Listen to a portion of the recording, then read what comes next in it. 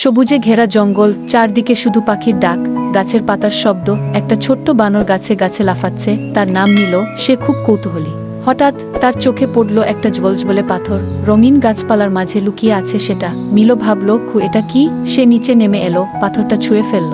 ঠিক তখনই জঙ্গল নিঃশব্দ হয়ে গেল, না পাখির গান, না পশুর শব্দ, সবকিছু একেবারে চুপ। মিলো হতভম্ব হয়ে বলল, সবাই কোথায় গেল? হঠাৎ পাতার ফাঁক দিয়ে উড়ে এলো পলি, রঙিন পালকের এক বুদ্ধিমান তোতা পাখি। সে বলল, আমি এই নীরবতা টের পেয়েছি, এটা স্বাভাবিক কিছু না।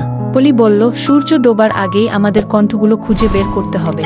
ঠিক তখন ছোপের ভেতর থেকে আওয়াজ, ধীরে ধীরে বেরিয়ে এলো টিমি, একটা লাজুক কাছিম। সে মাথা নেড়ে পাশে এসে দাঁড়ালো। তিন বন্ধু রওনা দিল এক জাদুময় অভিযানে। পলি বলল, চলো গানবাজনার নদীর দিকে যাই। মিলো টিমির পিঠে চেপে বসলো। তারা এগিয়ে চলল নদীর দিকে। নদীর ধারে পৌঁছালো তারা, জলে ঝাঁপাচ্ছে রঙিন মাছ, সবাই আনন্দে। কিন্তু কণ্ঠস্বর নেই। মিলো বলল, এটা সঠিক জায়গা না। টিমি ধীরে বলল, চলো ফিসফিসে গুহায় যাই, ওটা রহস্যে ভরা।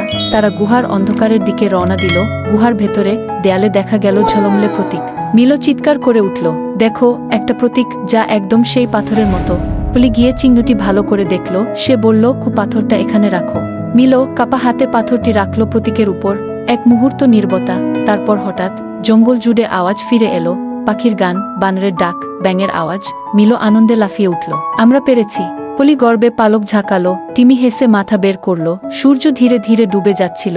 তিন বন্ধু দাঁড়িয়ে রইল একসাথে। তারা বুঝল, কৌতূহল, জ্ঞান আর সাহস মিলেই যে কোনো রহস্যের সমাধান সম্ভব।